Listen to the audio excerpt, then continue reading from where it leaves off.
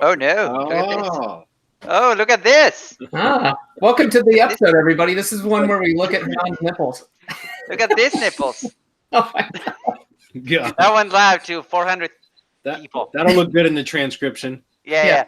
Well, just in case you were wondering, you are, in fact, on Hump Day Hangouts, and this is episode 237. So now that we've got that out of the way, I want to say real quick, you're in the right place. Thanks for watching. If you're new to Semantic Mastery, you're in the right place. We're going to get into a bunch of questions. We're going to answer your questions, or if you're checking out the replay, if you asked it, we're going to get to it. So first of all, though, I wanted to say real quick, if you're wondering where to start with Semantic Mastery, whether, again, you're watching live or catching the replay, you should grab the battle plan. If you want to get repeatable results, that is the place to start. Just go to battleplan.semanticmastery.com. And if you're ready to either start or you want to grow your digital marketing business, then head over to mastermind.semanticmastery.com, where you can find out more about our mastermind there. But before we go any further, I want to say hello to everybody. We got everybody here today, so I'll start on the left and work my way down. So we'll start with the Austrian. Chris, how you doing, man? Doing good. Super excited to be here today. Definitely highlight of the day again. So, I know you probably speak a few languages, but I know you could speak German. I've never actually heard you do it on. Can you say like hello everybody in German? I actually don't know how to say it. Oh man. Austrian, German, or German? Austrian, the baddest type. Yeah. Right. Servus, wie geht's euch heute? That's exactly what I was thinking. Awesome. All right, cool. We gotta do that. You never know, man. There might be people out there. So. Did you understand it? I know you can speak German as well. Ein bisschen. So.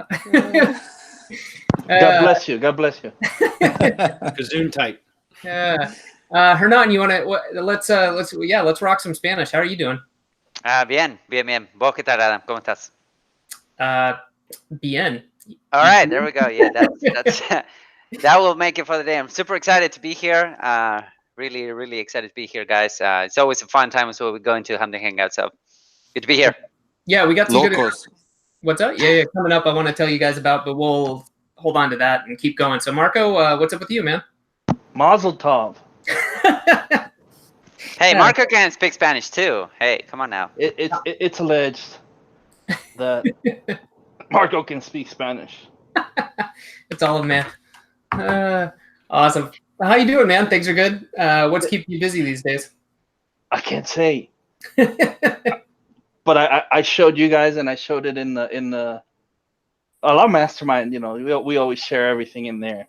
And although I can't really say, right, I can show what the results are, and just show people. It has nothing to do with Google. I'm getting traffic to a website, and I'm not using Google at all. And we're not talking 10 or 20 people, right, a day. No, we're talking. It's nearly averaging 150 a day, in a very competitive niche where you'd have to spend, an insane amount of money if you were to try to do SEO and organic rankings, and we're just pulling traffic left and right. So we should that's start where selling right. clicks, man. I probably could. I could do a lot of things, but I'm keeping it internal right now because it can make a lot of money. So we'll go there first. We'll have the case studies and show people, what can be done, and then we'll go after that. So it all builds one on the other. Sorry, guys, I don't mean to tease this one, but I just can't say because it's so simple. It's stupid. Well, if Facebook and Google go down, we go to Marco. Well, I'm going to keep things moving. Bradley, how you doing, man? I'm good. Happy to be here. It's Hump Day, one of my favorite days. So, yeah, ready to go. Awesome. All right. Well, we got some really good questions today. Appreciate everyone posting your questions on there. Like we said, it's first come, first serve. Just quick reminder, I didn't see if this was the case today. I did see some in-depth questions, which is great. But if you list a long list of questions, we might end up skipping them. So try to keep it to one and let other people do their thing. Or if you do have a lot, just realize we may not be able to get to all of them based on how much time we have. And last but not least, a couple last things. If you want done-for-you services, of course, we offer great training in various areas, whatever you want to do. If you're grabbing the battle plan, you're joining the Syndication Academy, you're joining the Mastermind, that stuff is great.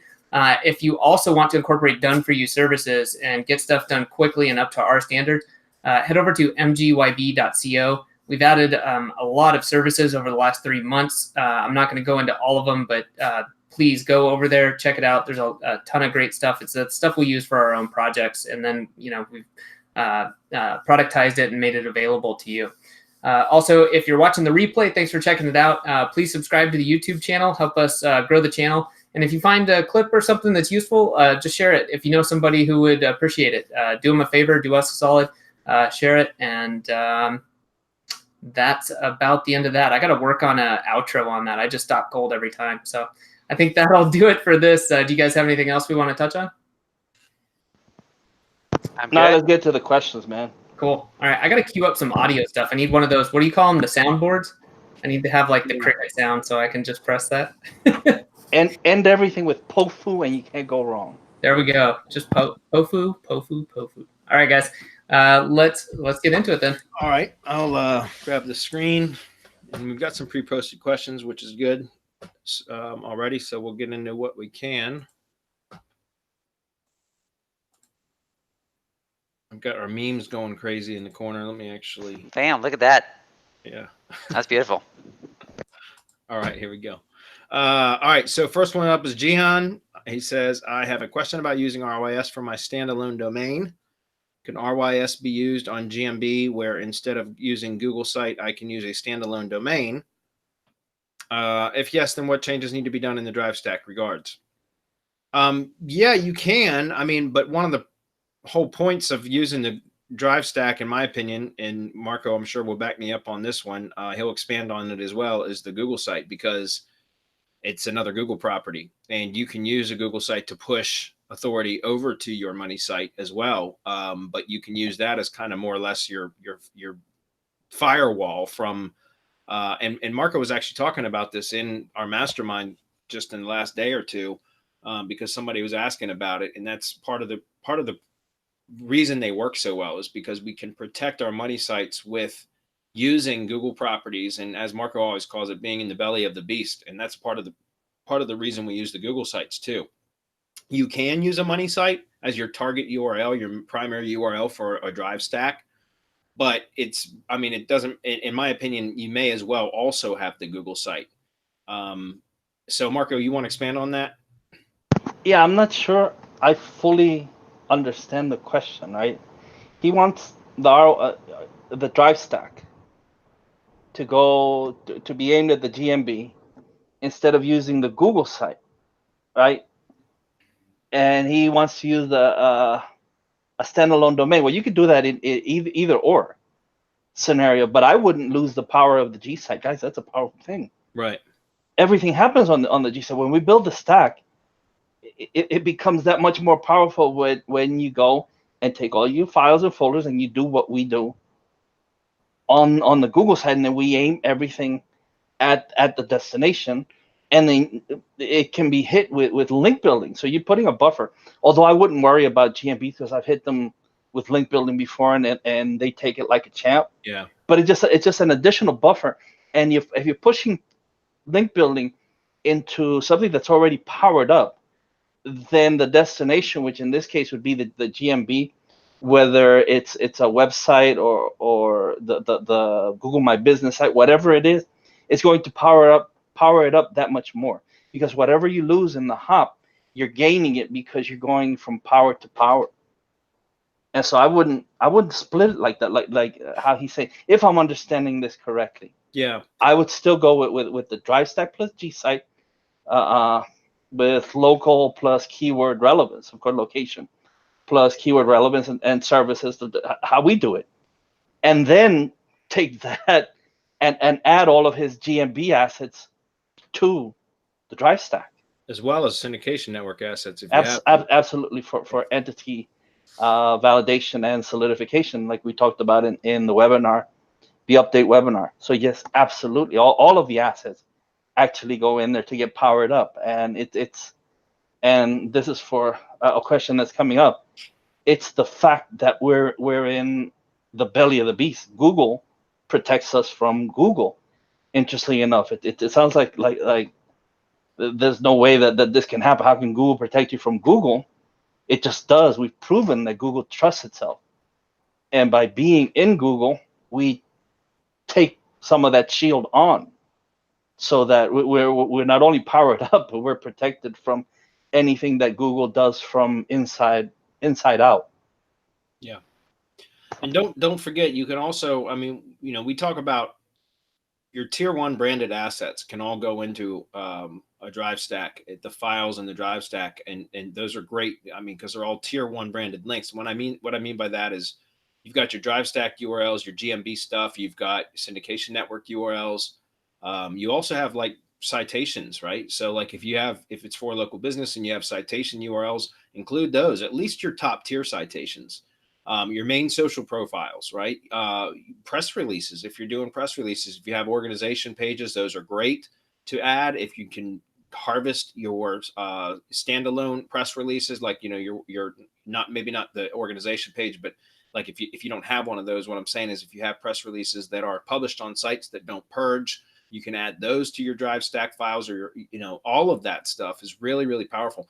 That also is, and don't forget, guys, and we had again in our mastermind, we had another big long discussion recently, in just this week actually, about, and it was funny because one of our members, longtime members, that he posted like, breaking news, links still work, like link building still works. And we're talking about using our link building service from MGYB, which is, it's developed specifically for powering up things like drive stacks and syndication networks and tier 1 assets, right?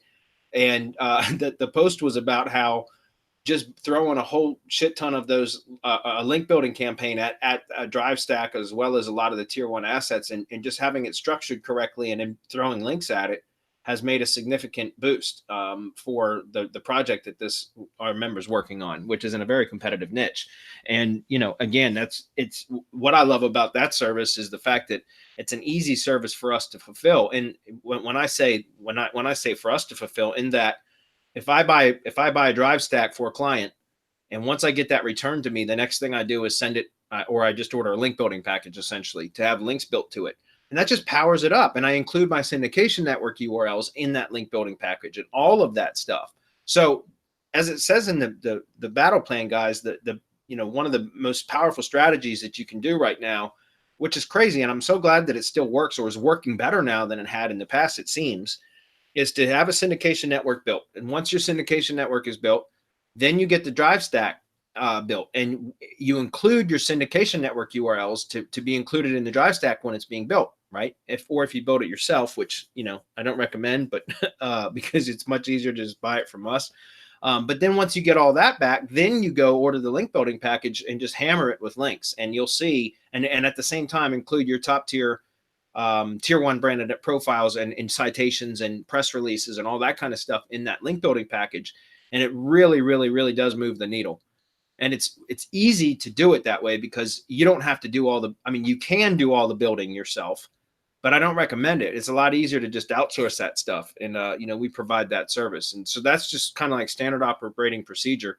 I've got a client that I just recently picked up as an HVAC contractor. And that's all the first really 6 weeks is just building out the syndication network, the drive stack, getting some top tier citations built immediately, start fleshing out the GMB with posts and all that kind of stuff. And then once I get a lot of those assets built, is just hammer it with links. You know, press releases get published consistently for the first several weeks as well. All of that stuff together, so that within, you know, 60 to 90 days, this guy's going to have significant results. And it's pretty much just the recipe for success. So we're going to carry on. Chris is up. He says, what's a current working alternative to Burner app that we can use to make our phone verified accounts? Most sites are detecting VoIP numbers and won't allow them. Yeah, you're right, Chris. That's why RVAs actually create accounts with in the Philippines with SIM cards. They go out and get SIM cards, and they actually manually create the accounts. And that's, you know, it's been a pain in the ass. I totally agree with you. It's very difficult to create your own phone verified accounts. I can't give you any recommendations on that other than what I just did, because you know, we've tried a lot of phone verified account providers, and it's just that they end up, the accounts end up getting terminated or locked where you can't get access to them.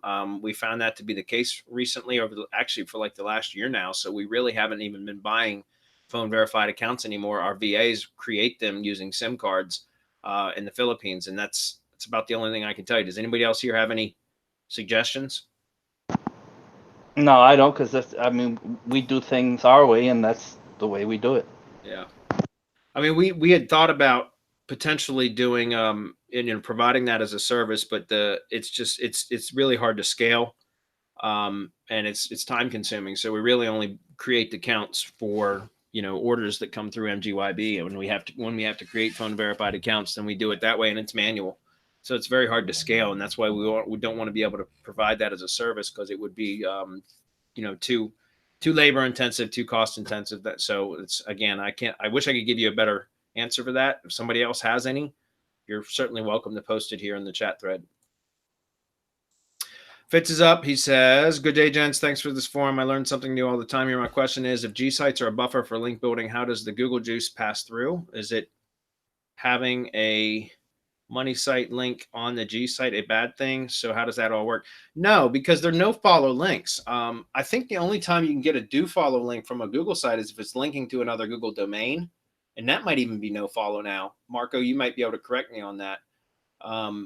But yeah, linking any sort of link to another domain is going to be a no follow link. So you don't get any bad juice from it. The power comes from the iframes, and we've talked about that. I mean, we can't go into depth, but it's from the iframes, and that's part of the reason, why we do what we do with the drive files and embedding them. Those are essentially iframes, right?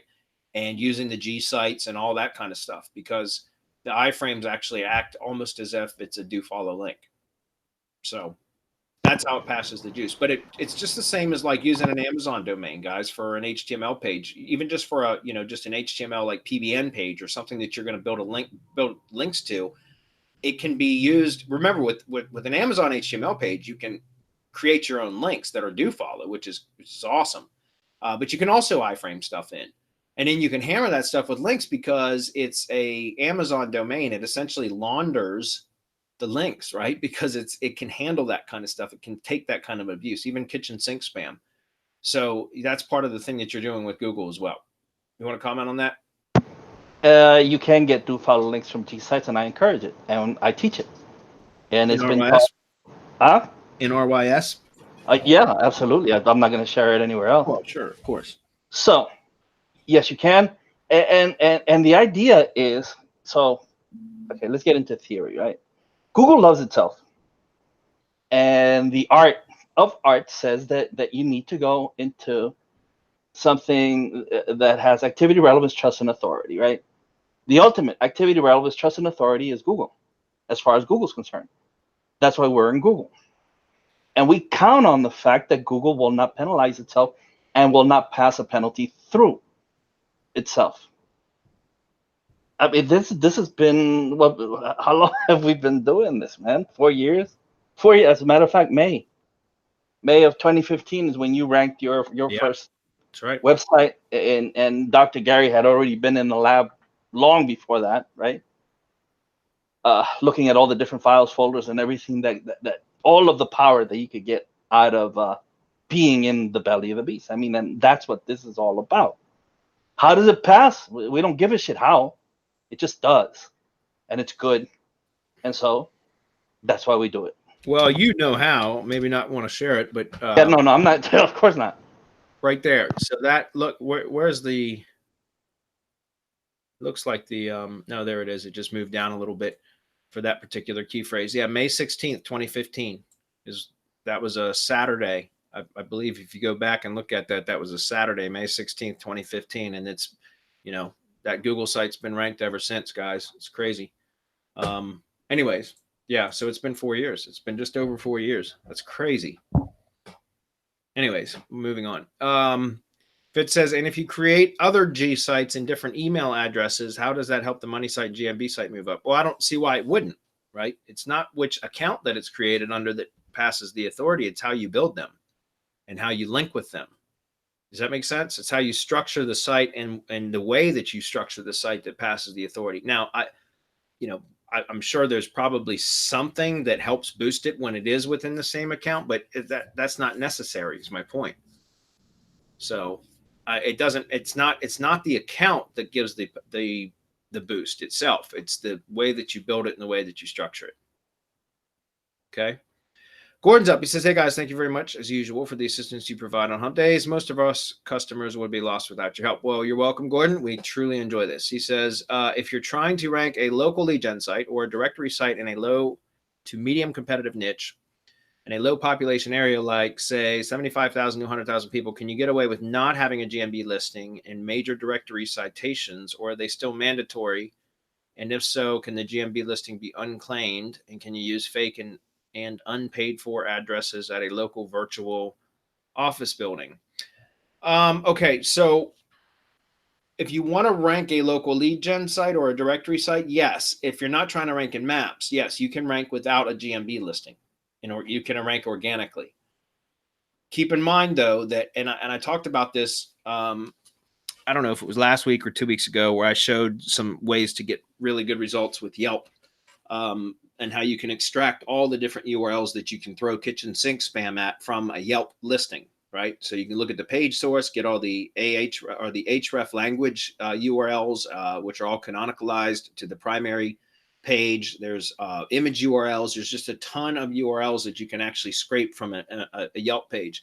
The reason I'm saying that is because if you go back and watch that replay from, again, it was either last week or 2 weeks ago from Hump Day Hangouts, and I go into that, you'll see that most, and you probably know this, Gordon, most of the local searches now are, again, Google showing indexed results of of other directories, like Yelp, for example. It's a Yelp index page or a Angie's List or Home Advisor index type pages, which those are very authoritative. It's hard to outrank those. You can do it. There's no question, but just know that you're fighting in a very competitive space when it comes to organic rankings for that kind of stuff, especially if you're trying to rank like another type of directory that doesn't have much authority. That's my point. So just keep that in mind. But yes, you do not need a GMB listing to rank organic stuff. It helps. It still helps, but it's not necessary. Now, as far as major directory citations, are they still mandatory? Again, directory or citations are going to be more for ranking in maps. They do help organic ranking as well, but it's more of a maps ranking thing than it is for organics, or I should say organic ranking, excuse me. As far as using a fake or unpaid for address at a local office building, I don't know how you would do that. I mean, how do you claim you can't claim a GMB listing anymore without, it won't publish. What I'm saying is you can't create a GMB listing without verifying it, or it won't. You can create a listing without verifying it, but then it won't publish, so it won't show anyways.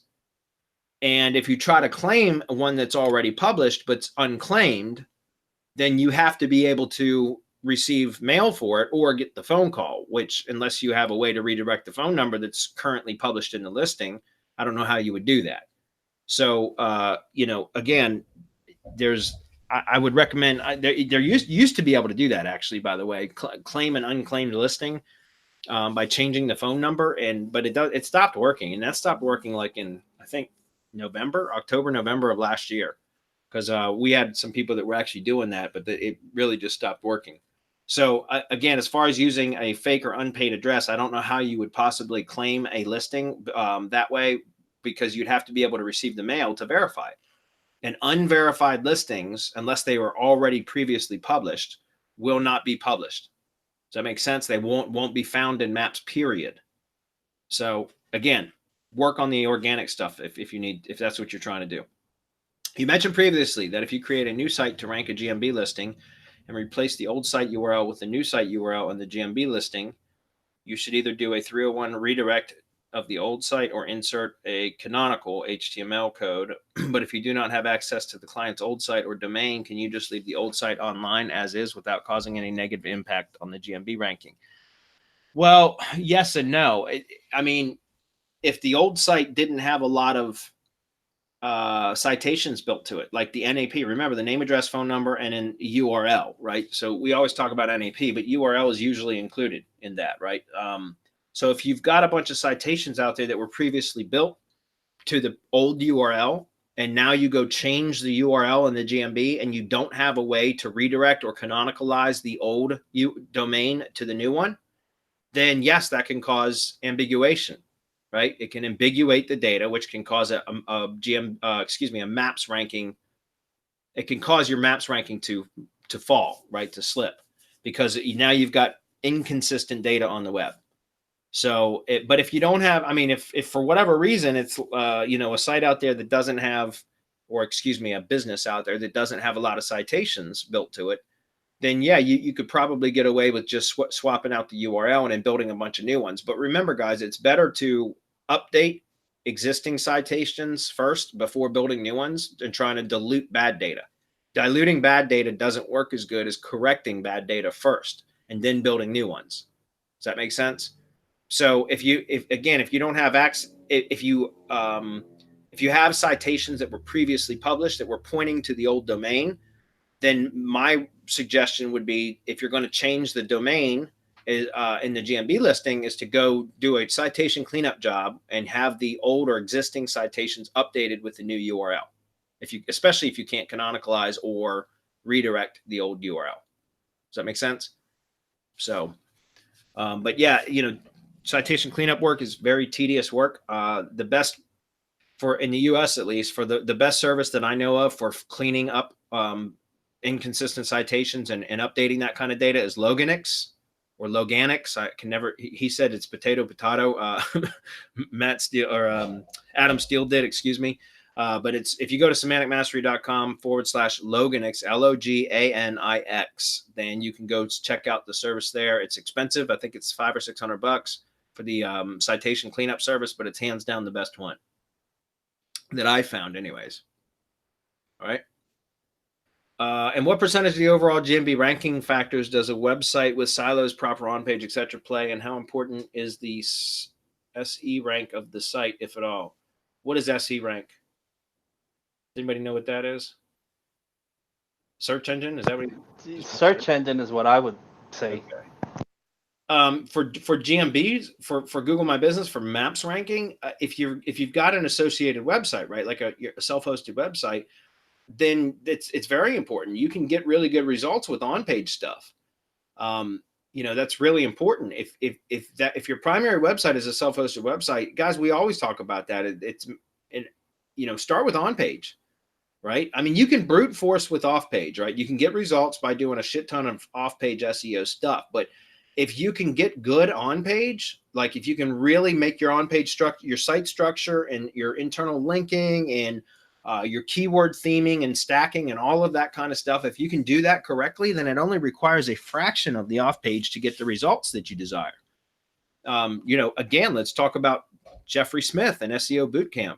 Hands down the best on-page training that I've ever seen. That what he's been able to do with just on-page SEO and basically building sites with semantic language and all the stuff that he does, like with word lift and all the shit that he does, internal linking, like he's been able to outrank huge authoritative sites with no backlinks or very, very few backlinks because of what he does, the way he builds his site. And if you go to, again, semanticmastery.com/SEO bootcamp, you can get his on-page course for half price through our link.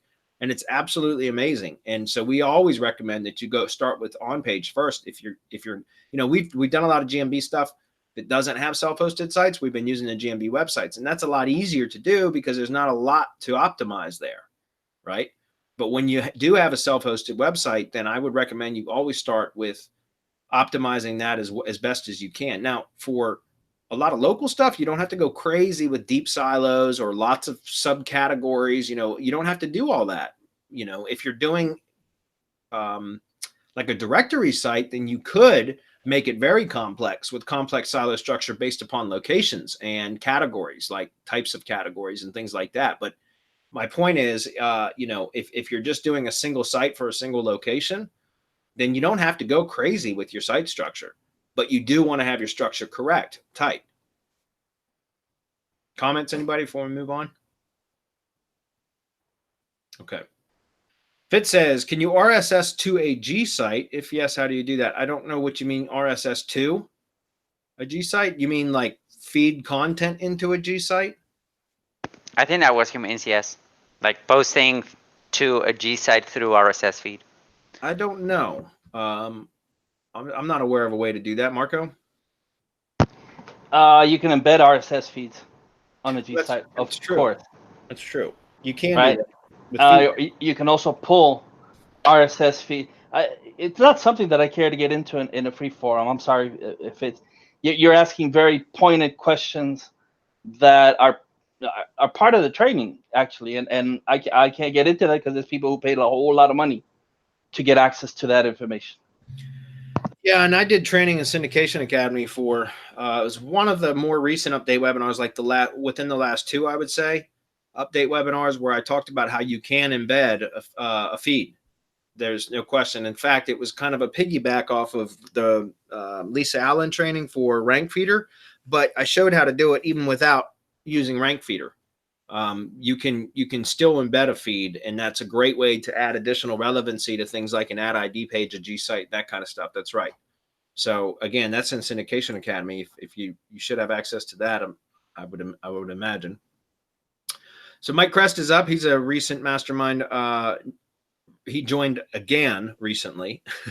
I guess he had dropped out for a bit, but he's back now. So he says, Bradley going to be a tease again today? No, because what I was teasing about is only something I'll do I'm going to reveal in the mastermind, not here in Hump Day Hangouts. So, but yeah, probably in next week when we have another mastermind webinar, I'll probably get into some of that because, yeah, it's working really well for me. So Dan's up. He says, for GMB posts, is there any issue with using the same images every month instead of having to change the images for every post within the bulk post sheet on Drive? Unique images are better, but I know I feel your pain, Dan.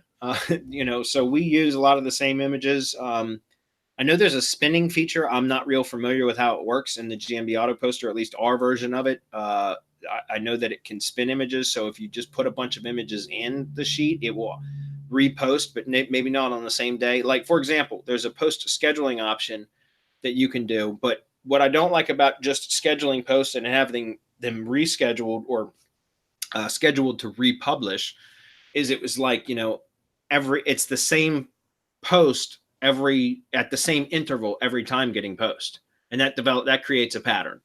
But if you can have, let's say 60 images and you repost and you're doing daily posts, and you have them pulling from the images at random for each post, then yeah, they'll get used, roughly statistically, they should only get used once or twice or once every 2 months, right? If you had 60 images and you were doing a single post, but we know that's not the case. But on average, it should be about once every 2 months. But, I don't know how else to do it. Marco, do you have any suggestions on that? Well, we showed how to get unlimited images both from YouTube and like you showed YouTube. I showed how to do it another way. There's no reason why you can't have original images. And if you do the things the way we say, which is hire a VA and have the VA do all this manual work, there's no reason why you can't provide Google with what it wants. Google wants all this local relevance. It has image recognition. I showed that in the webinar. It knows everywhere that the image is posted, and you have to go through a whole lot more work trying to change the image for Google than you do if you just go and pull one off the web and take care of the geo and upload it into the auto poster so that you can have the VA go and flip them out, right? After the 30-day or the 60-day, you go and you flip out 60 new ones, and you just keep doing that. There's no reason why you can't do that. And I can almost guarantee, because it's what I do for the attorney is that we're always providing fresh, unique, relevant content. Images are content, right? Updated on a regular basis, and Google eats it up. It's constant. The bot is constantly looking for new information, new ways of getting, right, fresh things, new things, and images are part of this. They're an integral part of getting fed into the database, getting all of this information that's relevant about the location. If you can't be at the location, then the next best thing to do is fake it. And then the next best, after I don't know how long, would be to just repeat the images. But you're repeating something that Google already knows exists if it has already been indexed. And fortunately and unfortunately, posts, they index immediately. And so Google knows that the images exist the moment that you publish them, because they're indexed immediately. Yeah, I would suggest that within the next few weeks, I can't give you an exact time because we ran into some snags with being able to provide the service, but that's one of the services that we're going to provide in MGYB is GMB posting, but it's going to be manually done, right? So in other words, we'll have VAs that will come in and they'll schedule out 30 posts for a month for you. And then, it's a monthly recurring service. There will be two different services in MGYB, two different options. One is for us to go like you guys hire us to come in and provide 30 posts or whatever the frequency of posts is that you want. And we'll go in and schedule it. And then they'll schedule for republishing to where that's a one-off fee for you. But we all know that you get better results with what Marco just was talking about, and that's unique images. So we're going to have a recurring service that will be where once, our team goes in and schedules out 30 posts or 45 or whatever it is, your frequency of posts is that you decide you want. We go in and schedule all that out for the month. And then at the end of when the beginning of the next month comes up, our VAs go back in and schedule a new set of posts with a brand new set of original images or unique images, and does that every single month. And that's a much stronger service. We'll get better results than, it would be a monthly recurring fee as opposed to just a one-off expense, but it'll be a stronger service, if that makes sense. And so, yeah, I mean, again, Marco's correct. It's about, instead of just trying to automate that stuff, I understand the reason for wanting to automate that, but there's some things that are better off being done manually because you can do steps like make them unique where you're going to get better results. Okay. Okay, so Dan's up. He says, a two-part question. One, reference syndication network and Google Drive stack. Does it make sense to build out a syndication network in a Google Drive stack? Option one, geographical location, example, Dallas area, to provide geo authority links to multiple lead gen sites for the Dallas area. Or option two, general contractor Google Stack Drive with its own syndication network that points to multiple lead gen sites, plumber, tree service, concrete, house demolition. In other words, set up these to provide authority links to money sites. If so, what will we use for an address?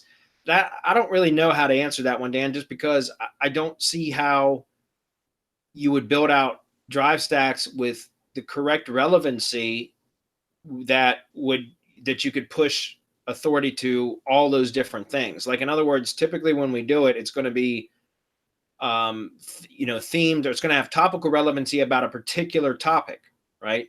And it's going to have location relevancy for a particular area. And if it's for local, it'll be both, if it's for local business, it'll have both the location and topical relevancy, the geographic and topical relevancy for that particular business. So I don't know how you would make kind of a more general version of it where it would be as effective. I haven't tested that. It may work, but it's not something I've tested. So, I don't know really how to answer that. Marco, do you have any suggestions on that? Yeah, I think that he's looking to build a directory. If I'm seeing it right, it acts like a general PBN almost. So a general, so this is a contractor directory, kind of like a Yelp, right? But you're going to provide all of these home services, or services around the home, which would be like tree service, lawn, and just whatever, lawn care and all that. I don't see why it wouldn't. I mean, it's going to take a bit, but as he adds folders and files in the Drive stack, and then the corresponding pages on the Gsite, which match whatever page he's aiming it at, I mean, it'll get really powerful over time. Yeah, it would take a lot of build out. I mean, I can't imagine. I haven't tested it, so I can't tell you whether it would work or not. I mean, logically, it sounds like it would. It seems like it would, but I think you'd have to build out each folder within a Drive stack like you would silo a website. Kind of like what Marcus said, directory. I don't see anything where he's talking about a directory here. But if you were to build a directory site, like a contractor type directory site, then you would build it out in silos, right? You would have a plumbing silo, a tree service silo, a concrete contractor silo, that kind of stuff. And so you could probably do that with a Drive stack and a Gsite. And you could focus it all around a particular location or city or, county or whatever the case may be. But again, I've not tested any of that, because typically what we do is have a Drive stack built for a particular location and a particular business. which is usually only focusing on really, one or a couple of closely related services. So yeah, And seems like it would work, but I don't know for sure. my standard answer for this type of question, even in the RYS Reloaded group, is go test it and come back and tell us how it works. Mike Cress up again. He says, if you have a high competition, okay, does it make sense to order another RYS stack for other keywords? That's for you, Marco. No, we're not going to put another. No, that's not what we teach, Mike. I think that Mike got access to the 3 webinars that I did, where you would add depth and breadth to the existing drive stack rather than go off site first. Yeah. If that doesn't push it, then that's when you start going individually. Now, as far as adding to an existing one, we still don't provide that, right? Because no, we're not going to do that because it takes as much time to build additional drive stacks as it does the main one, because of all the interlinking that we do. Guys, it's very easy to automate shit and just have it do all of the basic stuff. The difficult thing is the way that we put it all together so that it functions in like one ecosystem within the Google ecosystem, so that everything pushes on the next thing and everything powers up to push power to the destination. That's the difficult part, right? And that's there's a lot of judgment in that Justin and I have implemented, and you can't code judgment into a bot. And if anyone says that they can, they're full of shit. So I'll just leave it at that. It's just very difficult to do. All right, Matias is up. He says, hey, guys, first of all, thanks for the great value offer. You're welcome. I've missed the last episodes, but for good reason. My business is growing, and in part, thanks to the ideas and answers you provide here. Well, that's awesome. I would like to +1 that, but looks like I'm not signed in or something. Anyways, I can tell you that the key is persistence. Yes, it is. Execute and refine. It only takes a few clients to make it worth it. I've just landed a 4-year deal with a multinational corporation that found us via Google Ads. That's great. The thing is, we now need to hire and train new employees. I wanted to develop a basic website with some processes, video and written, and exercises before assigning them to any project, but I don't want to make the content publicly available. So is there any platform application you recommend to restrict the access? I saw Google promoting their Gsites for training employees, which has great integration, of course, but no chance to password protect it. Any other suggestions? Thanks, and sorry for the long intro. Actually, there is with Google Sites. You can actually password. Well, what you can do with Google Sites is make a Google site not a public site.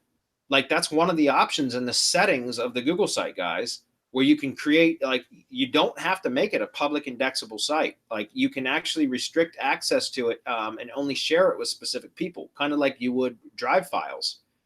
As far as I know, that's the case, that you can do that. I may be wrong, but I remember that as Marco. Can you confirm that? Yeah, I mean the only people who would then have it, because that's how you share folders in Drive anyway. Yeah. Right. It's through permissions. It's the same thing with Gsites. If it's not public, well, I don't know. I'd have to go check and be sure, but I'm pretty sure. Another thing that you can do is just, I mean, you can have something on WordPress and use a black hole like we have in MGYB.co, where if anyone comes peeking in there that shouldn't be, we just ban the fuck out of them. Yeah. They just go into a black hole and they can never come back to the website. Ever. And there's WordPress plugins that you can create membership stuff out of. There's also like Kajabi. There's Value Add-on. There's a bunch of different membership type sites that you could ClickFunnels actually has membership stuff, although those aren't very secure at all. So I mean, there's a lot of different things that you could use as like a membership type site to be able to restrict access. But specifically, again, I'd have to go look at that to confirm it for sure. But I know that one of the settings in a Google site is like you can share it with people, and that's how you actually get it to be published publicly on the web. It may be by default it's public, but you can go in and pull and change that to where it's not publicly available on the web and only share access to the site, and that might just be editor access. But anyways, I would check the settings in the Gsites to see if you can find that option and play with that. But otherwise, yeah, you could use a paid platform or a plugin or something like that for a WordPress site, I mean. Okay. All right, Sophie says, "Hey guys, more of a people-oriented question than a technical one." That's fine, Sophie. Where you take those two. How do you deal with a prospect who's been burned by SEO in the past? I've spoken to people who recognize the value of SEO, but they had a bad experience, so they're reluctant to invest again. I've got solid case studies, testimonials, references, etc. But are there any other ideas you guys have for overcoming this attitude in Canada? Yeah, I mean, that's typically what the only thing that I do is if I'm dealing with somebody that is very resistant because they've had bad experiences in the past, all I can do is point to current examples of results that I have, either through my own lead gen properties. If you can point to results that you have like available now, current results in their same industry, especially, then that helps. But even if it's in other industries, if you can point to current results that you're able to achieve right now, and you have solid case studies, like you said, testimonials, references, and all that, that's all you can do. And honestly, that's all I do. I don't want to have to sell them twice, right? Like sell them on the idea that they need SEO and then have to sell them on why, on my services. They have to understand, that's hard because you got to sell them twice, right? It's twice the effort, twice the work, and they're usually going to be twice the pain in the ass too, as a client.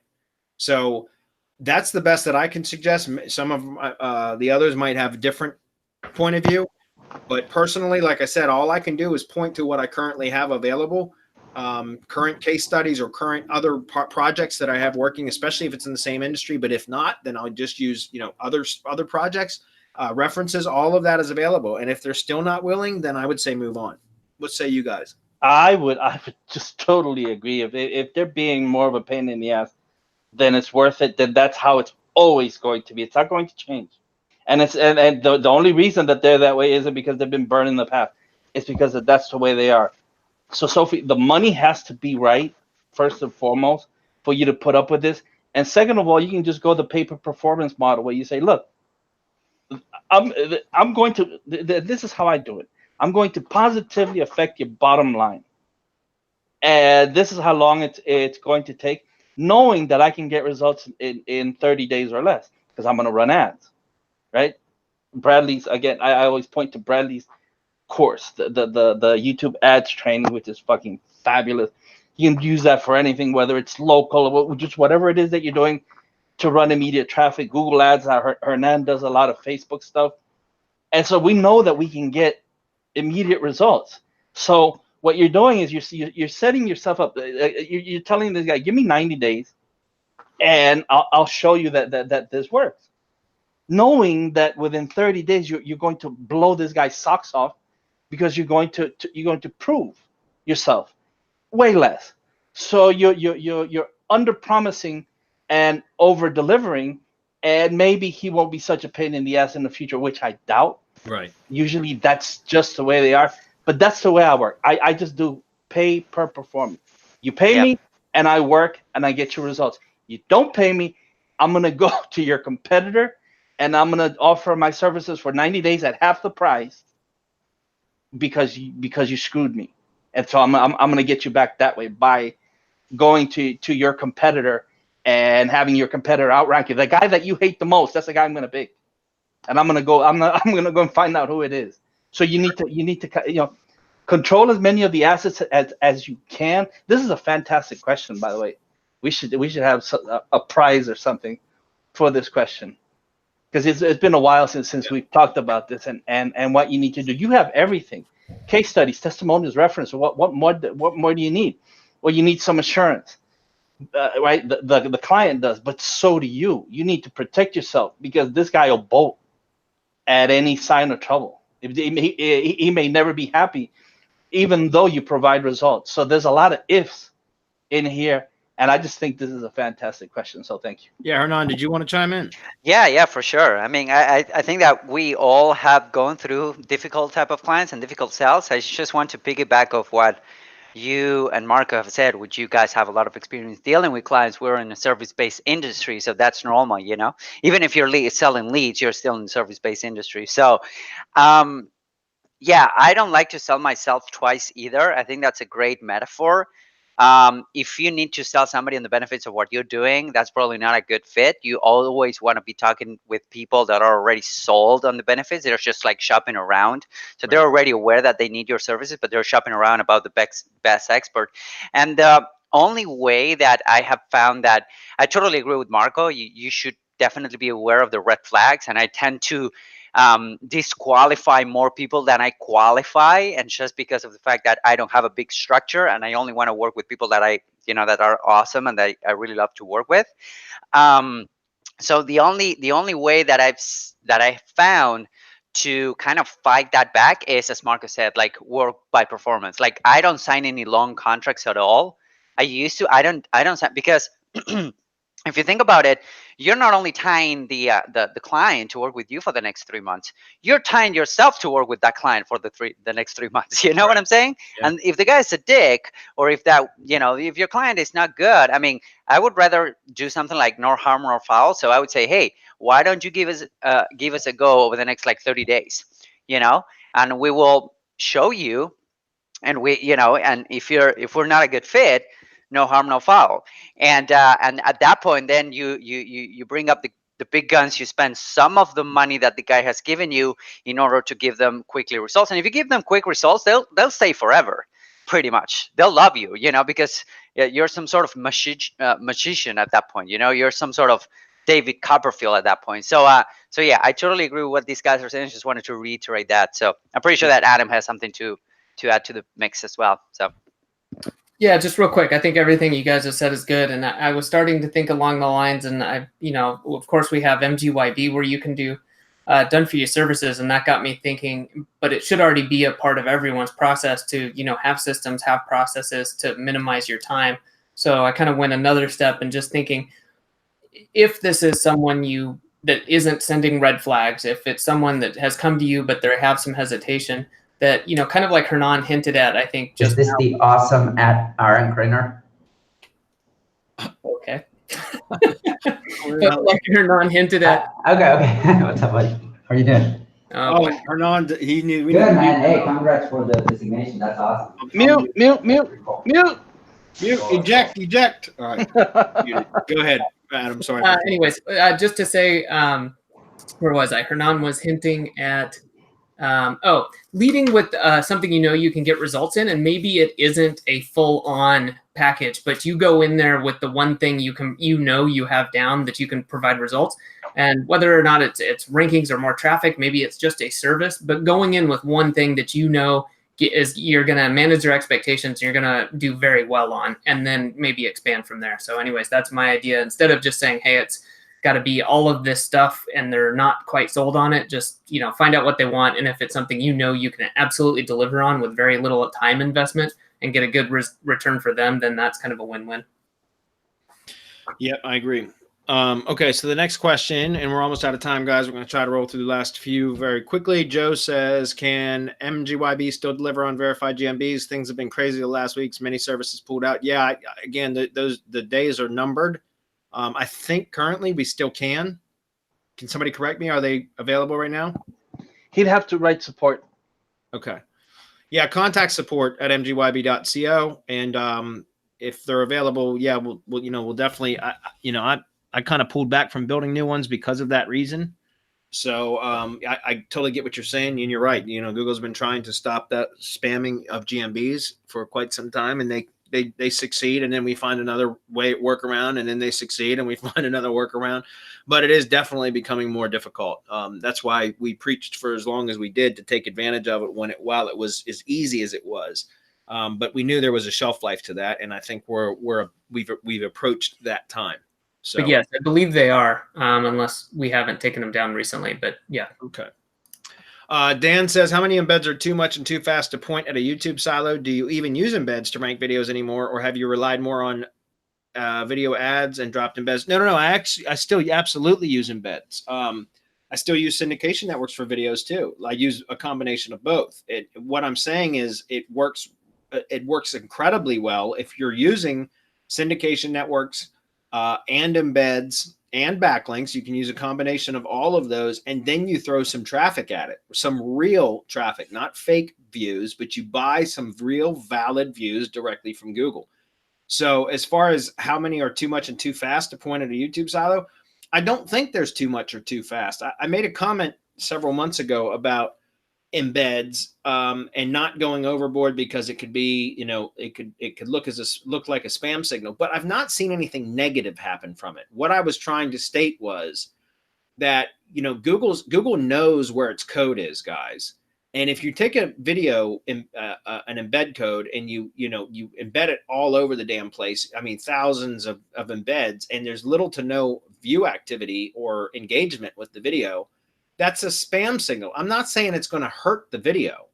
I'm just saying it's not, you know, Google's algorithm with rank brain and everything is smart enough to be able to detect what is valid and what isn't. And you can still brute force a lot of this stuff, guys. You can hammer it and still get results. But what I found is, why bother when you can do a handful of high quality embeds and then run a little bit of, and when I say embeds, but you can also do backlink stuff, or put it through a branded syndication network, or a well-themed syndication network. Doesn't have to be branded, but a well-themed syndication network, and which is only a handful of properties, and then throw some real valid engagement signals at it that you purchase direct from Google or from other places. I've heard other people doing it with Facebook ads and stuff like that, but I just always bought them directly from Google and YouTube, you know, through the Google Ads platform.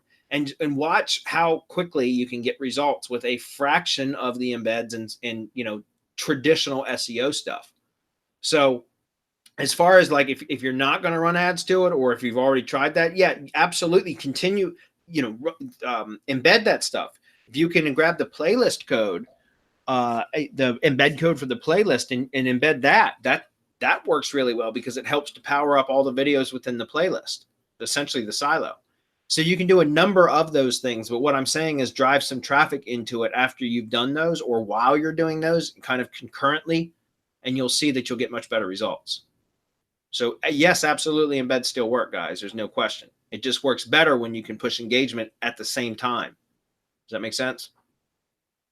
Okay, Leon says, when you work with a business owner who has 2 out of 5 stars rating through Google and Yelp, does that ever reflect how they are as a client? Would it be best to target businesses with 3+ stars?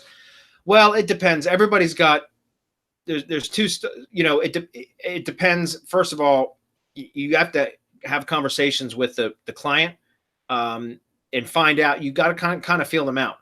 A lot of the times you can determine through conversation with a client whether they're you know, if they're a shitty type of business person, like if they do things that are questionable, right? You can usually determine that kind of stuff through conversation anyways. Like, at least I can, and maybe I'm sure most of you can too. My point is, sometimes good businesses get targeted by bad people, and like, for example, negative SEO attacks. Well, there's negative reputation attacks where people will, like, somebody will target or attack another business, and they'll get multiple bad reviews posted that are spam reviews. So you have to kind of determine whether the gripes that people are the bad reviews are valid or not. And if they seem to be valid, like some people had real valid gripes or grievances with the business that were never resolved correctly, then that should be a red flag. Those aren't the type of businesses that I want to work with. However, I have done reputation type or done SEO for companies that have had a questionable reputation online, but come to find out that it was because of something like an ex-employee that did some spamming, review spamming, that kind of stuff, or they were targeted by a competitor, or things like that. And so in that case, they need the help, and they're deserving of the help. And so, you know, I have actually helped to correct some of those problems in the past. So it really depends on your gut feeling from having conversations with that potential client or that prospect, and determining whether because here's the thing, sometimes even my good clients will get a bad review, and I tell them, don't take it as something terrible. Take it as an opportunity to improve your product or service, right? Like, figure out why you got the bad review. And some people are just assholes, and they're going to leave a shitty review no matter what. And you can't fix that. But sometimes there is a valid concern, like an employee did something and screwed up. Well, that should be an opportunity. That bad review is a good way. If it wouldn't be for that bad review, how would the business owner know that somebody on staff or downline screwed up, right? So sometimes those are actually opportunities to improve their products or services, improve their business, period. So it just really depends on the actual, again, you have to feel that out when you're talking with that business owner to find out, are they valid concerns? Are they getting shitty reviews because they're a shitty business? And if that's the case, I wouldn't want to work with them. But if they have some online reputation things that some negative online reviews and things like that, but they're really a good business, then I would still want to work with them. Does that make sense? Anybody else want to comment on that before I move? We're about done anyways. I think it's good. Okay. Let's see. I'm going to try to scroll through these last couple real quick. I do have to go though. My daughter is waiting for me to pick her up. She's let's see. Leon says, our experience is a business with tons of bad ratings, granted across more than just Yelp, where we see a combo in GMB, Yelp, BBB, make poor clients. We run like a scalded dog. Jordan Plowed. Yeah, Jordan, I agree with you. But that's basically what I was saying. If they've got multiple bad reviews across multiple platforms, then it's typically a shitty business. And Jordan is right. Then that means like run away, because they're not only shitty to their customers and their clients, they'll be shitty to their providers and their vendors as well. So stay away from them. Dan says, I wasn't thinking that was that way, Marco, but that's a great approach to get the results I'm looking for. Okay. All right, everybody. Thanks for being here. We will see you guys next week. Bye, everybody. See you, everyone.